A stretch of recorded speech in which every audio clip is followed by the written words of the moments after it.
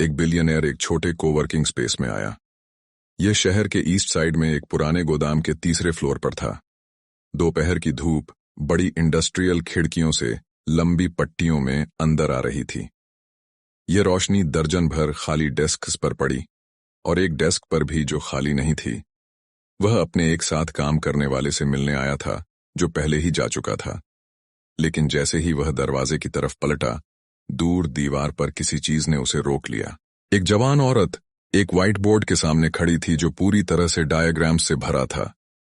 उस पर तीर, रंग बिरंगे बॉक्सेस और 4 अलग अलग मार्कर के रंगों में नंबर लिखे हुए थे। उसने उसे अंदर आते हुए नहीं सुना था। उसका नाम मारा था, और वह इस बिल्डिंग में सुबह सूरज निकलने से पहले से थी। उसके पास डेस्क पर आधा खाया हुआ ग्रेनोला बार रखा था। उसके पास एक लैपटॉप था जिसमें 17 टैब्स खुले थे, और कोने पर एक स्टिकी नोट चिपका था। उसकी अपनी हैंडराइटिंग में उस नोट पर लिखा था, हार मत मानना। उसने जोर से कहा, मेरे पास एक सिस्टम आइडिया है, लेकिन मैं इसे अकेले नहीं बना सकती। मेरे पास लोगों को हायर करने के लिए पैसे नहीं हैं। मैं लोन लेने के बारे में भी सोच रही हूं, लेकिन अगर यह फेल हो गया तो। वह किसी से बात नहीं कर रही थी। वह जोर जोर से सोच रही थी, जैसे लोग तब करते हैं जब वे अकेले होते हैं, एक प्रॉब्लम के साथ इतने लंबे समय तक कि दीवार ही इकलौती सुनने वाली बच जाती है। उस बिलियनेयर ने अपनी जैकेट पास की कुर्सी पर रखी और चुपके से कहा, तुम वहां कितनी देर से खड़ी हो? मारा चौंक कर पलटी। उसने माफी मांगी और इरेजर उठाने लगी। उसने उससे कहा कि वह कुछ भी मिटाए नहीं। वह बोर्ड की तरफ ऐसे चला जैसे कोई डॉक्टर चार्ट पढ़ता है। उसने बस ऐसे ही नहीं देखा, बल्कि बिल्कुल उस इंसान के ध्यान से देखा जो पहले से जानता है कि क्या खोजना है। बोर्ड पर बने डायग्राम्स वर्किंग मदर्स के लिए डिजाइन की गई एक सब्सक्रिप्शन मील किट सर्विस के लिए थे। हर हफ्ते सब्सक्राइबर्स को ताज़ा चीज़ों और एक आसान रेसिपी कार्ड वाला एकदम सही हिस्से का बॉक्स मिलता। कोई मील प्लानिंग नहीं, किराने का सामान चुनने की कोई झंझट नहीं। बॉक्स खोलो, 20 मिनट से भी कम समय में रात का खाना बनाओ और अपनी बाकी की शाम एंजॉय करो। आइडिया एकदम क्लियर था, डिमांड असली थी, लेकिन मारा ने अभी लॉन्च नहीं किया था। वह 4 महीने से डिजाइन और दोबारा कैलकुलेशन कर रही थी। उसे अपनी बहन के $600 देने थे, और उसके क्रेडिट कार्ड पर पिछले साल के एक बिजनेस कोर्स का बैलेंस बकाया था। वह 29 साल की थी, और उसकी बड़ी होने के बाद की जिंदगी में यह पहली चीज थी जो उसे पूरी तरह से अपनी लग रही थी। बिलियनेयर उसके सामने बैठ गया और बोला, मुझे असली कहानी बताओ, पिच मत सुनाओ, सच बताओ। उसने एक गहरी सांस छोड़ी और उसे बताया। उसे शुरू करने के लिए $14,000 चाहिए थे। इस रकम में शुरुआती इन्वेंट्री के 4 हफ्ते कवर होते थे। इसमें पैकिंग का सामान, एक वेबसाइट, एक फोटोशूट और 1 महीने का कोल्ड स्टोरेज का किराया भी शामिल था। उसने $1,200 बचाए थे। गुरुवार को उसका एक बैंक अपॉइंटमेंट था, एक छोटे बिजनेस लोन के बारे में बात करने के लिए। उसे 36 महीने तक हर महीने $490 चुकाने होते। उसने 14 बार हिसाब लगाया था, और हर बार मैथ तभी काम करता था अगर वह लॉन्च के 60 दिनों के अंदर 80 पैसे देने वाले सब्सक्राइबर्स तक पहुंच जाए। उसने 6 संभावित ग्राहकों से बात की थी। सभी 6 लोगों ने कहा कि आइडिया बहुत बढ़िया है। उनमें से किसी ने भी $1 तक नहीं दिया था। उसने कहा, अगर पहले 2 महीनों में 80 लोग साइन अप नहीं करते हैं, लोन तो फिर भी चुकाना ही पड़ेगा। मेरे पास इतना सहने के लिए सेविंग्स नहीं है। अगर ये फेल हो जाता है तो मैं वो सब खो दूंगी जो मैंने 4 महीनों में बनाया है, और मुझे 3 साल तक बैंक का कर्ज चुकाना होगा। मुझे नहीं पता कि मैं रियलिस्टिक सोच रही हूं या नहीं, या फिर इस कमरे में मैं ही अकेली इंसान हूं जो यह देख पा रही है कि यह कितनी जल्दी टूटकर बिखर सकता है। बिलियनेयर ने कुछ देर तक व्हाइट बोर्ड को देखा, फिर उसने उसकी तरफ देखा और कहा, तुम ये हिसाब लगाने की कोशिश कर रही हो कि फेलियर से कैसे बचा जाए, लेकिन तुमने अभी तक वो सवाल पूछा ही नहीं जो इस रिस्क को पूरी तरह से खत्म कर दे। फिर वह आगे की तरफ झुका और पूछा, क्या होगा अगर तुम पैसे खर्च करने से पहले ही उन्हें इकट्ठा कर लो? मारा ने कहा कि उसे समझ नहीं आया कि उसका क्या मतलब है। उसने कहा, तुम्हारे पास 6 लोग हैं जिन्होंने तुमसे कहा कि यह आइडिया बहुत बढ़िया है। क्या होता अगर उन्हें थैंक यू बोलकर वहां से चले जाने के बजाय तुमने उन सभी को एक पेमेंट लिंक दे दिया होता। और कहाँ होता, मैं पहले 20 फाउंडिंग मेंबर्स को अभी $79 हर महीने पर एक्सेप्ट कर रही हूं। फाउंडिंग प्राइस हमेशा के लिए लॉक हो जाएगा। डिलीवरी 21 दिनों में शुरू होगी। उसने कुछ नहीं कहा, वह बोलता रहा। उसने कहा, तुम $14,000 उधार लेने की तैयारी कर रही हो। एक प्रोडक्ट बनाओगी और फिर उम्मीद करोगी कि कस्टमर्स आ जाएं। लेकिन वो 6 लोग तुम्हें पहले ही बता चुके हैं कि उन्हें यह चाहिए। तुम्हारे पास असली डिमांड है और तुम अपनी एनर्जी एक ख्याली रिस्क का हिसाब लगाने में बर्बाद कर रही हो। लोन इसका जवाब नहीं है, प्री सेल इसका जवाब है। मारा ने त्योरियां चढ़ाईं। उसने कहा, लेकिन अगर मैं बॉक्सेस बनने से पहले ही पेमेंट ले लूं, तो मैं किसी ऐसी चीज के लिए पैसे ले रही हूं जो तैयार ही नहीं है। ये सही नहीं लगता। और क्या होगा अगर मैं पैसे ले लूं और फिर डिलीवर ना कर पाऊं? उसने बिना किसी जल्दबाजी के उसकी तरफ देखा और कहा, तुम 4 महीने से इसे डिजाइन कर रही हो। तुम अच्छी तरह जानती हो कि हर बॉक्स में क्या जाएगा। तुम पहले ही 3 सप्लायर्स से बात कर चुकी हो। तुम्हारी चिंता तुम्हारी काबिलियत नहीं है, तुम्हारी चिंता परमिशन है। तुम इंतजार कर रही हो कि कोई तुम्हें बताए कि किसी चीज को बनाने से पहले उसे बेचना अलाउड है। यह सिर्फ अलाउड ही नहीं है, रिस्क से निपटने का यही इकलौता समझदारी भरा तरीका है। वह रुका और फिर बोला, और यह रहा उस सवाल का जवाब जो तुमने दीवार से पूछा था। अगर तुम इस तरह से टेस्ट करती हो और वो 20 सब्सक्राइबर्स नहीं आते हैं, तो तुम पैसे वापस कर देना। तुम्हारा कुछ खर्च नहीं होगा और तुम 3 हफ्तों में वो सीख जाओगी जिसे पता लगाने में वरना $14,000 और 36 महीनों की किश्तें लग जाती। एक फेल हुई प्रीसेल एक सस्ती जानकारी है। उधार के पैसों पर टिका एक फेल हुआ लॉन्च सालों तक भुगतने वाला अंजाम है। उसने धीरे से अपना सिर हिलाया और कहा, अगर 20 लोग $79 भी देते हैं तो वो $1,580 होते हैं। इससे $14,000 पूरे नहीं होते। मुझे फिर भी लोन चाहिए होगा। उसने अपना हाथ आगे बढ़ाया और मारा ने उसे मार्कर दे दिया। वह बोर्ड के पास गया और बीच से एक सीधी लाइन खींच दी। उसने कहा, यह रहा तुम्हारा अभी का प्लान। तुम $14,000 खर्च करती हो, तुम लॉन्च करती हो, तुम उम्मीद करती हो कि 60 दिनों के अंदर 80 कस्टमर्स आ जाएंगे। अगर वे नहीं आते हैं तो तुम एक ऐसे बिजनेस के लिए 3 साल तक हर महीने $490 चुकाती हो जो पहले ही बंद हो चुका है। कुल नुकसान किश्तों में $17,640 और साथ में तुम्हारी जिंदगी के 4 महीने। फिर उसने दूसरे कॉलम में लिखा।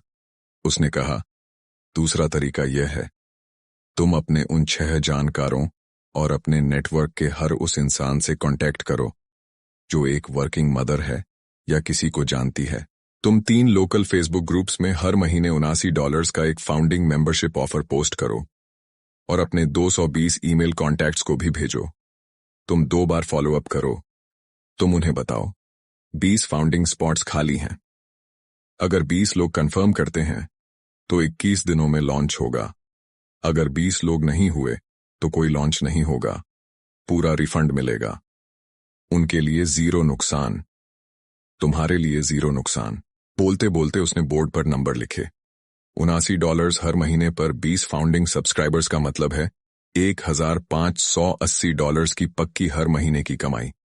इससे पहले कि तुम इन्वेंट्री पर एक भी डॉलर खर्च करो, इस वॉल्यूम पर तुम्हारी हर बॉक्स की लागत, जिसमें सामान और पैकेजिंग शामिल है, $38 है। हर महीने एक सब्सक्राइबर पर प्रॉफिट $41। 20 सब्सक्राइबर्स पर हर महीने का प्रॉफिट $820। लेकिन वो 20 सब्सक्राइबर सिर्फ रेवेन्यू नहीं है, वो सबूत हैं। वह लिखता रहा। उसने कहा, तुम उस सबूत को लो और अपने उन 20 सब्सक्राइबर्स में से हर एक को बोलो कि वो अपने पहचान की 2 वर्किंग मदर्स को पर्सनली रेफर करें।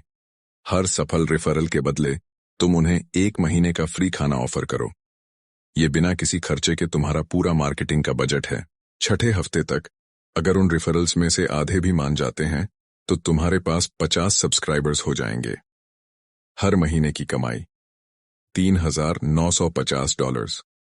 50 बॉक्सेस की हर महीने की लागत $1,900।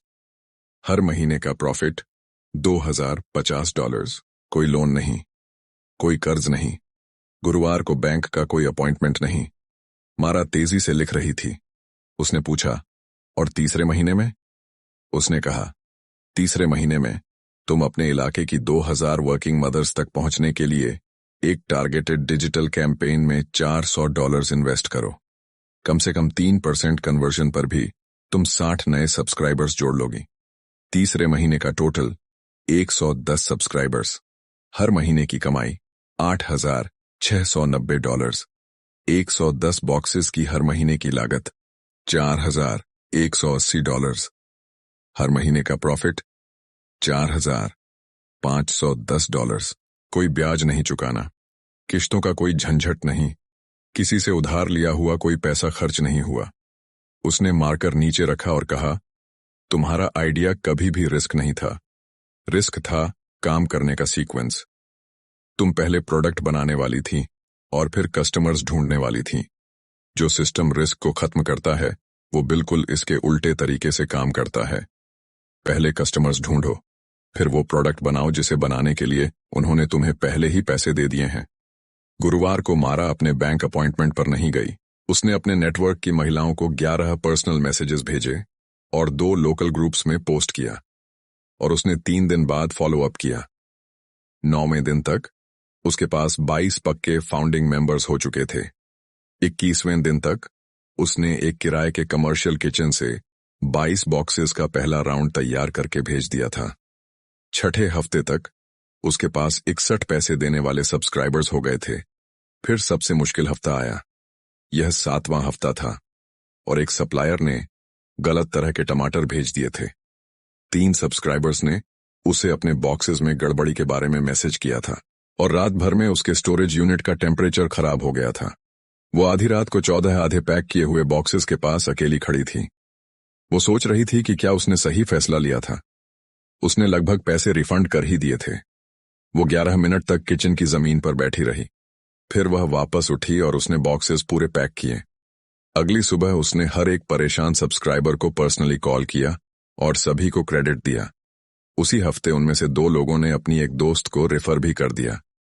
दूसरे महीने के आखिर तक उसकी कमाई हर महीने $4,819 हो गई थी। उसने अपनी बहन को कॉल किया और उसे $600 भेज दिए, लेकिन चौथे महीने तक कुछ अलग ही दिशा में खराब होने लगा था। अब मारा हर सोमवार को सामान लाती थी, हर बुधवार को रात के 1 बजे तक पैकिंग करती थी, 3 सप्लायर्स के साथ खुद ही डील करती थी और हर सब्सक्राइबर के मैसेज का पर्सनली जवाब देती थी, और रविवार को वेबसाइट अपडेट करती थी।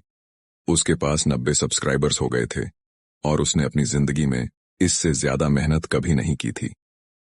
कोवर्किंग स्पेस वाली मुलाकात के 6 महीने बाद उस बिलियनर ने शुक्रवार की दोपहर को उसे कॉल किया और पूछा कि बिजनेस कैसा चल रहा है।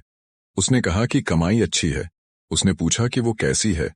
उसने कहा, मैं 3 हफ्तों से 5 घंटे से ज्यादा नहीं सो पाई हूं। अगर मैं रुकती हूं तो काम रुक जाता है। मैंने एक ऐसी चीज बनाई है जो मेरे बिना एक दिन भी नहीं चल सकती। मुझे एक ओनर वाली फीलिंग नहीं आती। मुझे लगता है जैसे मैं ही प्रोडक्ट हूं। उसने कहा, तुमने रिस्क वाली प्रॉब्लम तो सॉल्व कर ली, लेकिन तुमने अभी तक ओनरशिप वाली प्रॉब्लम सॉल्व नहीं की है। एक बिजनेस जिसे चलाने के लिए तुम्हारे हाथों की जरूरत पड़े, वो कोई एसेट नहीं है। ये एक रोज की जिम्मेदारी है जिससे तुम रिजाइन नहीं कर सकती। पहले लेसन ने तुम्हें बिना किसी कर्ज के कस्टमर्स दिए। दूसरा लेसन तुम्हें एक ऐसा बिजनेस देगा जो तुम्हारे बिना भी चलेगा। वो अगले सोमवार को उसी कोवर्किंग स्पेस में उससे मिला। उसने व्हाइट बोर्ड को पलटकर साफ तरफ घुमा दिया। उसने कहा, बस 4 स्टेप्स और कुछ नहीं। पहला, उसने कहा, अपना हर एक टास्क लिखो जो तुम इस बिजनेस में सुबह उठने से लेकर रात को सोने तक करती हो। सप्लायर को किया गया हर कॉल, पैकिंग का हर प्रोसीजर, हर मैसेज का फॉर्मेट, हर एक काम को एक पन्ने के प्रोसीजर की तरह इतना साफ लिखो कि अगर आज किसी को काम पर रखा जाए तो वो कल से ही उसे फॉलो कर सके। वो बिना तुमसे एक भी सवाल पूछे उसे फॉलो कर सके। अगर इसे सही से किया जाए तो इसमें 5 से 7 दिन लगते हैं। जब ये पूरा हो जाएगा तो तुम्हारा बिजनेस सिर्फ तुम्हारे दिमाग के अंदर बंद नहीं रहेगा, ये कागज पर आ जाएगा, और कागज पर लिखी कोई भी चीज किसी दूसरे इंसान को सौंपी जा सकती है। दूसरा, उसने कहा, एक ऑपरेशंस कोऑर्डिनेटर को काम पर रखो, उसे हर महीने $1,800 दो। तुमने जो प्रोसीजर्स लिखे हैं उनका इस्तेमाल करके उन्हें 10 दिन तक ट्रेन करो। पैकिंग, सामान मंगवाने का काम और सब्सक्राइबर से बात करने का काम पूरी तरह से उन्हें सौंप दो। तुम अभी हर दिन 11 घंटे ऐसे कामों में लगाती हो जो कोई भी ट्रेंड इंसान कर सकता है। एक कोऑर्डिनेटर का खर्च हर महीने $1,800 होता है। जो रोज के 11 घंटे तुम बचाओगी वो तुम्हें बिजनेस को बड़ा करने में मदद करेंगे। हर महीने $79 पर 40 नए सब्सक्राइबर्स जोड़ने का मतलब है $3,160 की नई हर महीने की कमाई। कोऑर्डिनेटर का खर्च $1,800 है जो $3,160 कमा कर देता है। यह तुम्हारा पेरोल का खर्च नहीं है। यह एक इंसान को काम पर रखने के फैसले पर 1.76 गुना रिटर्न है। तीसरा, उसने कहा, हर उस काम को ऑटोमेट कर दो जिसमें किसी इंसान की बिल्कुल जरूरत नहीं है। ऑटोमेटिक बिलिंग सेट करो ताकि हर सब्सक्राइबर के खाते से एक ही तारीख पर पैसे कट जाएं और किसी को कुछ न करना पड़े। एक डिजिटल इन्वेंट्री अलर्ट सिस्टम बनाओ जो अपने आप सामान मंगवाने का मैसेज भेज दे जब भी कोई सामान मिनिमम लिमिट से नीचे चला जाए। एक ऐसा ऑटोमेटेड ईमेल सिस्टम बनाओ जो हर नए सब्सक्राइबर का वेलकम करे। वो 14वें दिन उनसे फॉलो अप करे और 30वें दिन एक रेफरल की मांग करे। ये 3 टूल्स हर हफ्ते के 6 घंटे का मैनुअल काम खत्म कर देते हैं और वो आम गलतियां भी दूर कर देते हैं जिनसे सब्सक्राइबर्स का भरोसा टूटता है। ये सिस्टम सोता नहीं है, भूलता नहीं है और कभी बीमार होने की छुट्टी नहीं लेता। चौथा, उसने कहा, जब तुम्हारी पहली लोकेशन तुम्हारे रोजाना के काम के बिना 60 दिनों तक चल जाए तब पास के शहर में एक दूसरा सब्सक्राइबर ग्रुप शुरू करो। बिल्कुल वही सामान मंगवाने का तरीका इस्तेमाल करो। उन्हीं लिखे हुए प्रोसीजर्स का इस्तेमाल करके एक दूसरे कोऑर्डिनेटर को ट्रेन करो और इसे बिल्कुल उसी प्री सेल वाले तरीके से लॉन्च करो जो पहली बार काम आया था। दूसरे ग्रुप के लिए तुम्हें कुछ भी नया सीखने की जरूरत नहीं है। इसमें तुम्हें बस वही करना है जो पहले से काम कर रहा है। तुमने जो भी ट्रायल एंड एरर करना था वो पहले ग्रुप में हो चुका। दूसरा ग्रुप कोई एक्सपेरिमेंट नहीं है, यह एक साबित हो चुके सिस्टम की कॉपी है। मारा ने बोर्ड की तरफ देखा और धीरे से कहा, मुझे लगा था कि बिजनेस का मतलब वो बॉक्सेस हैं। उसने कहा, बॉक्सेस तो वो चीज हैं जो कस्टमर्स को मिलती हैं। बिजनेस तो वो सिस्टम है जो उन बॉक्सेस को तैयार करता है, फिर चाहे तुम वहां मौजूद हो या नहीं। उसने अपने 5वें महीने में अपने पहले कोऑर्डिनेटर को काम पर रखा। 7वें महीने तक वो एक दूसरे शहर के कैफे में बैठकर अपने सब्सक्राइबर नंबर्स चेक कर रही थी, जबकि उसका कोऑर्डिनेटर उस हफ्ते की पैकिंग एक दूसरे कर्मचारी के साथ संभाल रहा था जिसे पूरी तरह से लिखे हुए प्रोसीजर से ट्रेन किया गया था।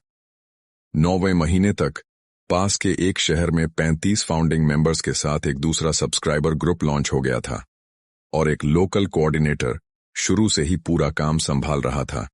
वो सब्सक्रिप्शन सर्विस जो बिना किसी लोन के 22 पैसे देने वाले कस्टमर से शुरू हुई थी, वो अब 2 शहरों में हर महीने $19,200 कमा रही थी और तीसरे शहर का प्री लॉन्च चल रहा था। मारा अब हफ्ते में सिर्फ 9 घंटे काम करती थी, जिसमें वो डैशबोर्ड्स चेक करती थी और हर कोऑर्डिनेटर के साथ एक स्ट्रेटेजिक कॉल करती थी। उसके कोऑर्डिनेटर्स ने 4 महीनों से एक भी डिलीवरी साइकिल मिस नहीं किया था। वो $14,000 का लोन जो वो लगभग लेने ही वाली थी, उसने कभी लिया ही नहीं। जिन $490 की हर महीने की किश्त का उसे डर था, वो उसने कभी चुकाए ही नहीं। और कोवर्किंग स्पेस के उस व्हाइट बोर्ड पर चिपका स्टिकी नोट जिस पर लिखा था, हार मत मानना, अभी भी वहीं था। वह थोड़ा धुंधला हो गया था और कोने में लटक रहा था। वो बिजनेस जहां पहले एक औरत आधी रात को अकेले बॉक्सेस पैक करती थी, अब 2 शहरों में 243 एक्टिव सब्सक्राइबर्स से हर महीने $19,200 कमा रहा था, जबकि तीसरे शहर की प्री सेल चल रही थी और मालकिन सब कुछ अपने फोन से ही चेक करती थी। अब ध्यान से सुनिए, हम बिजनेस की समझ को बहुत आसान बनाते हैं ताकि कोई बहाना न बचे। हो सकता है आपको यह चैनल दोबारा कभी न दिखे, इसलिए सब्सक्राइब करें और आने वाले सभी वीडियोस पाने के लिए बेल आइकॉन दबाएं। ज्यादातर लोग पूछते हैं कि शुरू करने का रिस्क कैसे कम किया जाए। अमीर लोग एक बिल्कुल अलग सवाल पूछते हैं। वो पूछते हैं कि शुरुआत में ही किस्मत पर भरोसा करने की नौबत ही कैसे खत्म की जाए। ज्यादातर लोग प्रोडक्ट बनाते हैं और फिर कस्टमर्स ढूंढते हैं। अमीर लोग पहले कस्टमर्स ढूंढते हैं और फिर उन पैसों से प्रोडक्ट बनाते हैं जो उन्हें पहले ही मिल चुके होते हैं। ये कोई किस्मत नहीं है, ये सीक्वेंस है और सीक्वेंस चुनना आपके हाथ में है। लेकिन दूसरा लेसन भी पहले वाले जितना ही जरूरी है। एक ऐसा बिजनेस जो बड़ा तो हो जाए, लेकिन जिसे हर दिन आपके हाथों की जरूरत पड़े, वो आजादी नहीं है। ये बस एक ऐसी नौकरी का ज्यादा महंगा रूप है जिसे आप छोड़ नहीं सकते। पहला बदलाव आपको सिखाता है कि बिना रिस्क के शुरुआत कैसे करें। दूसरा बदलाव आपको सिखाता है कि बिना वहां मौजूद रहे मालिक कैसे बने। ज्यादातर लोग पहला लेसन सीखते हैं और रुक जाते हैं। वो एक बढ़ते हुए बिजनेस को सक्सेस मान लेते हैं और अपनी बाकी की पूरी जिंदगी काम करते हुए बिता देते हैं, एक ऐसी कंपनी के सबसे वफादार एम्प्लॉय की तरह जिसके वो इत्तेफाक से मालिक हैं। अमीर लोग दोनों लेसन सीखते हैं और उसी हिसाब से अपने बिजनेस को बनाते हैं। इन दोनों नतीजों के बीच का फैसला टैलेंट नहीं है, यह सही टाइमिंग भी नहीं है। यह बस एक और सवाल पूछने की चाहत है। जब पहली प्रॉब्लम सॉल्व हो जाए उसके बाद पहला वैलिडेट करो, दूसरा बनाओ, तीसरा गायब हो जाओ।